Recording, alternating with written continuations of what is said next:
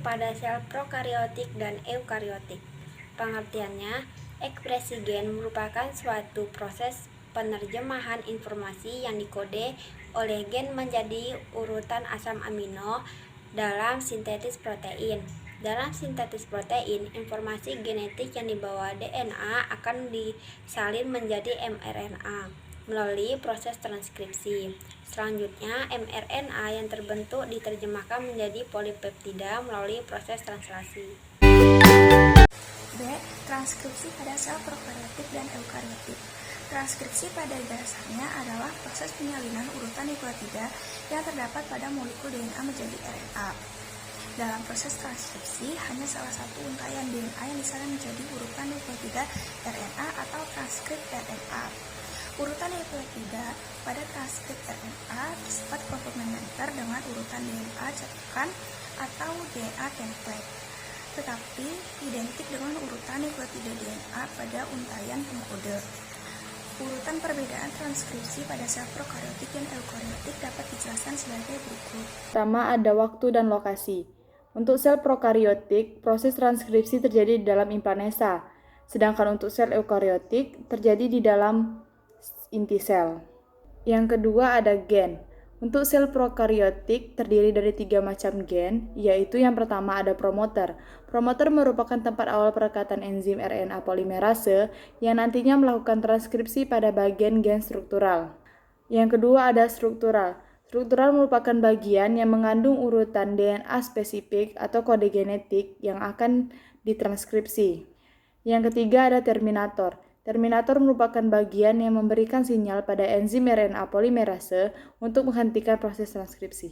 Selanjutnya B. Sel eukariotik. Pada eukariotik, gen dibagi menjadi 3 macam kelas, yakni 1. Gen kelas 1 meliputi gen yang mengkode 18 sRNA, 28 sRNA, dan 5,8 sRNA.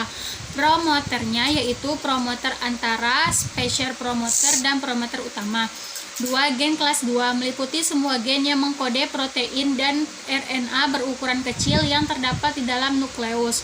Promoternya terdapat 4 elemen, yaitu sekuensa pemula atau initiator, elemen hilir atau downstream, kotak tata, dan suatu elemen hulu atau stream.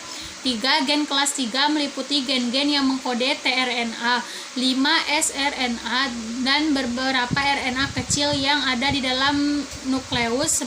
Sebagian besar gen kelas 3 merupakan suatu struktur dan berulang. Yang ketiga yaitu sistem operan. Yang pertama ada sel prokariotik. Pada gen sel prokariotik ini diorganisasikan dalam satu sistem operan. Satu promoter ini mengendalikan seluruh gen struktural. Yang kedua yaitu ada sel eukariotik. Pada sel eukariotik tidak dikenal adanya sistem operan karena satu promotor mengendalikan seluruh gen struktural. 4. Sifat ekspresi gaya. Yang pertama, sel prokariotik, sifat ekspresi gen mRNA pada sel prokariotik adalah polisitonik. Yang kedua, sel eukariotik, sifat ekspresi gennya mRNA pada sel eukariotik adalah monosistetonik. Baiklah, saya akan melanjutkan. Yang kelima adalah proses splicing. Yang pertama adalah sel prokariotik.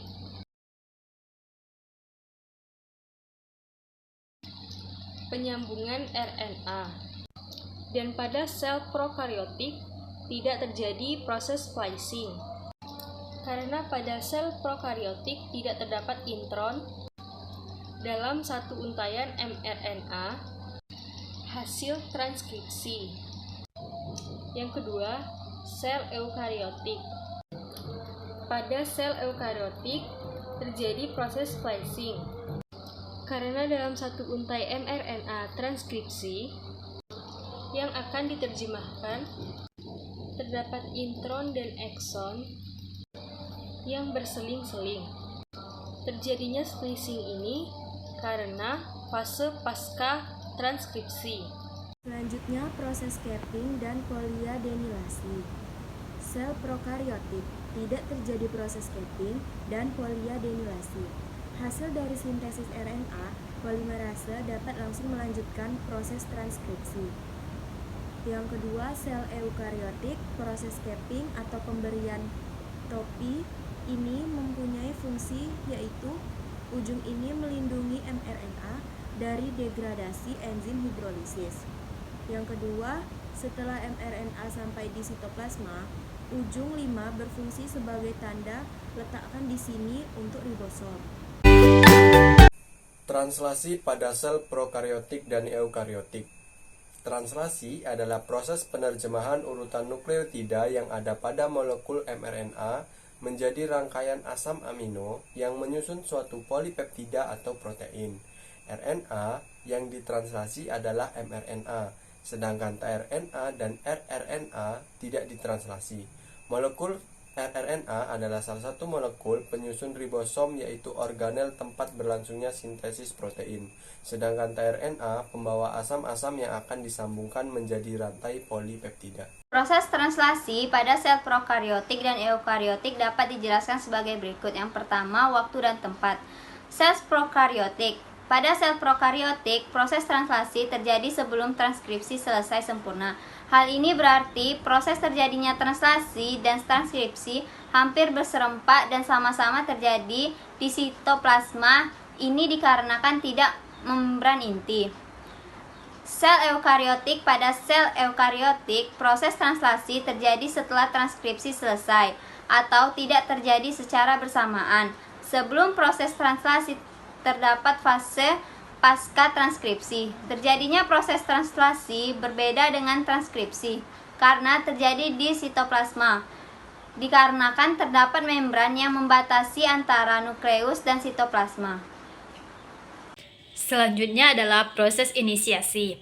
Proses inisiasi terbagi menjadi dua. Yang pertama, sel prokariotik. RNA polimerase menempel langsung pada DNA di promoter tanpa ada ikatan dengan protein tertentu.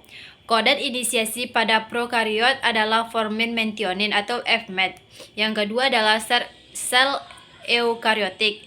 Terdapat transkripsi faktor berupa protein sebagai tempat menempelnya RNA polimerase. Kodat inisiasi pada eukariot adalah mentionin. Subunit ribosomal.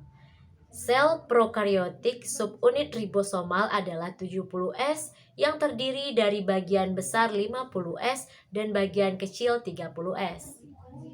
Sel eukariotik subunit ribosomal adalah 80S yang terdiri dari bagian besar 60S. Pengaturan ekspresi gen itu, jadi mekanisme pengaturan ekspresi gen itu ada represi, ada induksi ya. Nah, jadi di sini struktur operon. Jadi operon ini terdiri dari promotor, tempat mulainya apa tadi? Transkripsi, dan operator ya, tempat struktur gen mengkodekan protein. Kemudian operon itu diatur oleh produk pada regulator gen ini. Mulai transkripsi terjadi di promotor dengan bantuan enzim RNA polimerase ya. Kemudian ada represor protein aktif, terjadilah operon off ya. Ketika represor off operon ya, akhirnya represor protein itu mengikat operator dan mencegah transkripsi terjadi gitu. Ini adalah pengaturan ekspresi gen ya. Jadi misalnya sifat orang tua itu bisa saja terekspresikan ya, ke keturunannya, bisa juga tidak terekspresikan ya, tergantung dari pengaturan ekspresi gen on off-nya ini ada di mana, itu di operon ini ya. Oke. Misalnya mekanisme pengaturan itu menghambat ekspresi gen dan penurunan sintesis enzim itu namanya represi, artinya ada penekanan.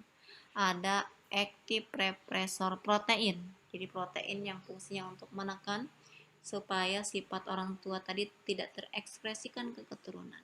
Itu ternyata semuanya sudah dikendalikan di dalam gen kita, dalam tubuh kita. Jadi luar biasa sekali ya.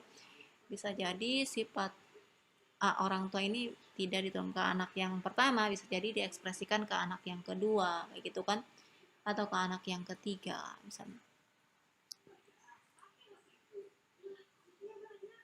Ya, untuk mempelajari genetik ini di kebidanan kaitannya bagaimana, sebenarnya banyak ya, kayak kasus-kasus bayi lahir dengan cacat misalnya, kemudian ada sindrom ya, kemudian juga misalnya kelainan-kelainan genetik lain tentunya banyak, itu bisa dipelajari kenapa terjadi cacat atau bayi prematur, atau misalnya secara genetiknya bagaimana kan gitu ya, atau misalnya kenapa terjadi sindrom Down misalnya ya, sindrom Klinefelter, atau misalnya juga terjadi cacat bawaan dari lahir, atau misalnya bayinya itu sudah sakit dari lahir, itu biasanya itu juga kaitannya dengan ekspresi gen atau juga dengan adanya mutasi di gen, DNA atau RNA. Nah, itu bisa Anda kaji ya. Tapi emang ini riset ini cukup ekspensif ya, dan juga membutuhkan keahlian tentunya. Dan kalau misalnya Anda tertarik ya silahkan aja dipelajari lebih dalam lagi, banyak sekali artikel-artikel yang memuat tentang ini juga, kelainan-kelainan genetik pada kehamilan misalnya atau pada bayi baru lahir ya. Nah, ini proses yang mengaktifkan transkripsi itu adalah induksi ya. Jadi kalau misalnya gen itu bisa ditranskripsi karena adanya induksi gen ya. Kemudian zat yang bertindak untuk induksi namanya inducer, biasanya ada enzim ya. Di sini inducer ini mensintesis suatu enzim, contohnya DNA polimerase, tadi RNA polimerase ya.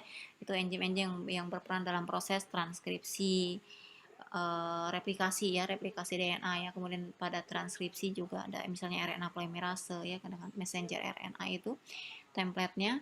Atau gen yang dibutuhkan untuk metabolisme laktosa pada E. coli, itu contoh sistem induksi yang terkenal. Salah satunya adalah mengkodekan enzim beta-galaktosidase. Nah, ini yang membagi substrat laktosa menjadi dua gula sederhana, yaitu glukosa dan galaktosa. Itu contoh dari enzim yang berperan dalam transkripsi ya.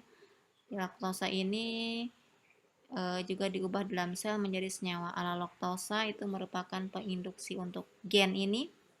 Kehadiran laktosa secara tidak langsung juga menginduksi sel untuk mensintesis lebih banyak enzim. Jadi banyak sekali enzim yang berperan pada transkripsi, ekspresi, repair yang juga sudah Ibu jelaskan di tabel sebelumnya, dan silahkan dipelajari lebih lanjut.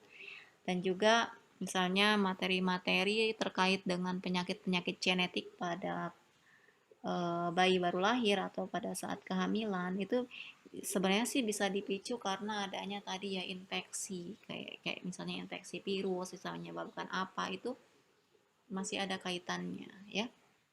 Atau misalnya tadi karena mutasi ya, mutasi radiasi, mutagen kimia ya, yang bisa menyebabkan kesalahbacaan pasang basa, menyebabkan salah terjemahan asam amino, akhirnya misalnya melahirkan bayi cacat dan lain sebagainya. Oke, jika Anda tertarik dengan ini, silahkan bisa didiskusikan dengan Ibu. Jika tidak ada yang tidak dimengerti, silahkan untuk ditanyakan di kolom komentar YouTube ini, dan akan Ibu jawab satu persatu. Mohon maaf apabila ada kesalahan dan kekurangan. Sampai ketemu di pertemuan selanjutnya. Wassalamualaikum warahmatullahi wabarakatuh.